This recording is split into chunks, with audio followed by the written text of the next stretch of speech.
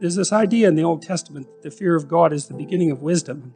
It's a pretty harsh idea, but there's something really useful about it, because one of the things you see with people all the time is that maybe they're trying to stumble forward towards their ideal, as poorly defined as it might be, but then they're afraid, right? They're afraid about what they might encounter, and that stops them, because fear does stop people. It freezes you like a prey animal, and so people move ahead, but then they get afraid, and then they stop moving ahead.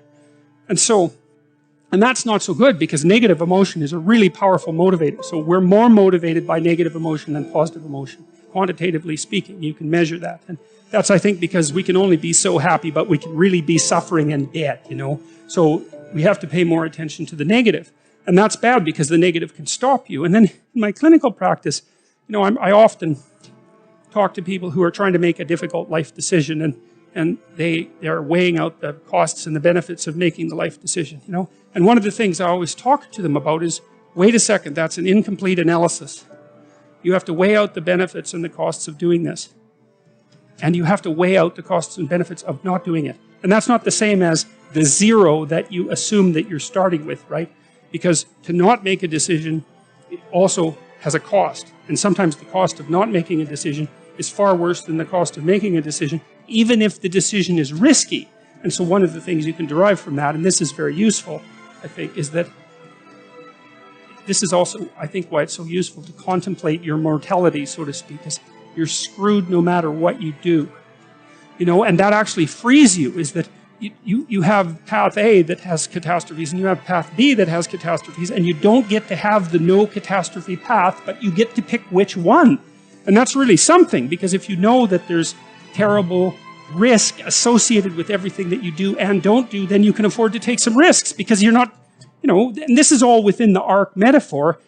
I'm still making the case that despite the fact that your life is essentially catastrophic, you can make a covenant with the highest ideal, and that will take you through it the best way possible. I'm still making that case. So then you think, okay, well, I'm trying to make this decision. I'm going to go try to do something difficult, and isn't that terrifying? And then you think, yeah, but wait a minute. What's really terrifying is not doing it. And then you think about the cost of not doing it. So in the future authoring program, we have people do this little meditative exercise, which is, okay, just think about your insufficiencies by your own definition, right? The way that you don't do what you know you should do. About the things that you do that you shouldn't do, that you know you shouldn't do beyond a shadow of a doubt, right? There's some things like that. And that's bad habits and poor aim and all of the resentment and hatred and aggression and unresolved conflicts and all those things that are dementing you and warping you, and then think, okay, those things get the upper hand, man. They get the upper hand, and they take you the worst possible place you could go in the next 3 to 5 years. What exactly does that look like?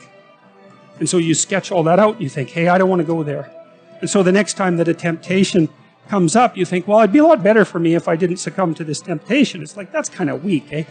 You'd look a little better if you didn't eat like a cheesecake a day or something like that.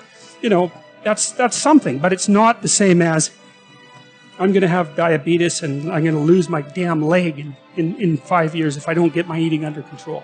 That's motivating. And so then the temptation comes along and you think, oh, how about no? Seriously, how about no? Not just because a higher good would be obtained if I avoided it, but because a terrible catastrophe would be averted if I didn't. And so, well, so you want to get your fear behind you, right? You want to get it behind you where it's pushing you forward instead of in front of you where it's stopping you.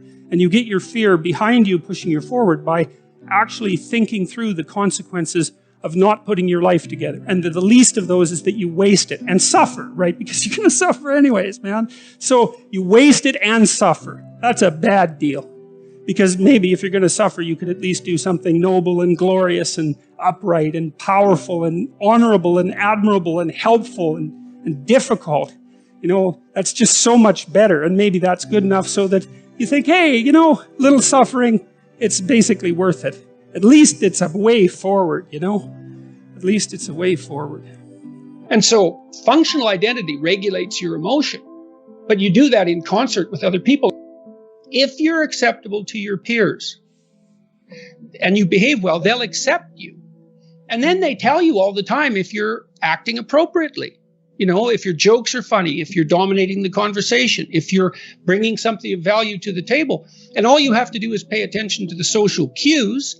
We've been social for so long that our social nature is programmed into our biology. And so you'll be punished if you're not useful to other people by your conscience, because you're a social creature. What if you think that's all pointless? Well, that doesn't seem very helpful. Okay, so you need a sustaining meaning. Well, where do you find that? Well, you generally find it in responsibility to yourself and to other people. When I commit to something and make sacrifices, you know, if something's valuable, you'll make sacrifices to attain it. And that discovery of sacrifice, it's one of the primary factors separating human beings from animals. Because we discovered that we could let go of something we value in the present and we would gain something we value even more in the future. We acted that out dramatically in all sorts of strange ways over thousands and thousands of years before it was formalizable psychologically. But it's a massive discovery. I can forego gratification in a particular way and benefit in the future. You make sacrifices to make the future better. Well, what if that doesn't pay off? Well, you know, think about that. You know what that's like. You endeavor to do something and it doesn't work. You're not appreciated for who you are. You fail. Maybe you failed despite your best efforts. Well, are you rejected by God? Well, it's as if you're rejected by God. Does it make you resentful? Does it make you bitter? Does it make you want to pull down the successful? The answer to that happens to be yes. You know, it's harsh that the rewards of life are indiscriminately distributed. It's hard on everyone, but it doesn't help. It doesn't help to become bitter. And it's not like I don't understand the temptation. And I see this in this culture war. I see this resentment. It colors the definition of identity. This attack on meritocracy. It's an attack on merit itself. You're lucky that there's such a thing as a job, or better yet, a career. You're lucky that there's such a thing as friendship, as marriage. All of these social institutions. And how do we know when something needs to be changed? We don't know. So we have to argue about it. And in order to argue about it effectively, we have to be able to talk to each other across our identity boundaries. And then we can decide, well, should this be maintained or should this be transformed? We have to strive not to be wretched. There's something that doesn't seem fair about that. Why couldn't we just be happy being who and what we are? Why is it that we're punished if we don't strive? Well, I don't know. We're negentropic organisms, right? I mean, we have to maintain this incredible complexity in the face of a dissipating universe. It requires effort. The positive emotion that we find sustaining is experienced in relationship to an unachieved goal. It's hope that drives us forward. We want something, and if we see ourselves moving towards that, then we're in the grip of the positive emotion that we find sustaining. It isn't the attainment. Attainment is satiating. Attainment shuts down the system that has been striving for that particular object of attainment. If you're hungry and you eat, you stop being hungry. Now, that's good because the hunger is gone, but that whole frame disappears. You can no longer strive within that frame, and you need a new frame to strive towards. Don't you have a conscience? Doesn't it bother you? And then, can you control it? And the answer to that is almost inevitably no. It calls you to account. And why? Well, because you've deviated from the ideal. Whose ideal? An ideal that's making itself known within you, at least insofar as the objection arises. You wake up at 3 a.m. and torture yourself for your iniquities. And you would think, well, I could just shut that off. It's me, after all. But you can't shut it off. You're nothing compared to your conscience. Now, it's strange because you can ignore it. You can not live according to its dictates, but it's not going to leave you alone. I took what I learned about what happened in the Second World War seriously. It's like, wow, we can be really bad. We should do something about that. Like, that was unacceptable. We're getting so powerful that each individual is now a force of almost unimaginable destructive power if they so choose to be. That power is going to continue to increase. And what that means is that the degree to which each of us has our act together is going to be something upon which the world increasingly depends for its maintenance. It's like, discipline yourself in one dimension. See what happens. Well, that's exciting. I don't understand, really. And it's really killing me, I think. I might mean that literally.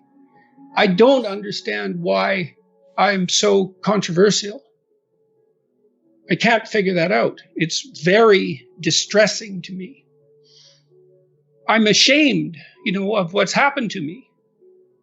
What do you mean? And I'm very hurt. I'm a very destroyed person in many ways. And so I feel unworthy. Unworthy of what? Oh, you name it. I hope people find it useful. I hope it alleviates some unnecessary suffering. That's the goal. I'm very fortunate in that regard. I get letters from people all the time that they open up their hearts. It's really something. But I am somewhat nonplussed, let's say, for all this work. I'm pretty broken. It's not easy to know what to do with, the cheers of 1 million people. It's overwhelming. It's dangerous. I don't think I've unfairly benefited from it. I'm not a hedonistic person. My lifestyle hasn't changed. I think there's more of me outside of me now than there is inside of me. When I put those first videos up, this was bothering me, this piece of legislation. And I talked to my wife and my son sort of casually. I said, well, I'm going to make these videos, see what happens. And famous last words. The best we have might not always work, but it's still the best we have. And the fact that it might not work doesn't mean we should throw it away. It's still the best we have. Everyone dies, and so we fail in some sense. The fact that a symphony ends doesn't mean that it wasn't worth listening to.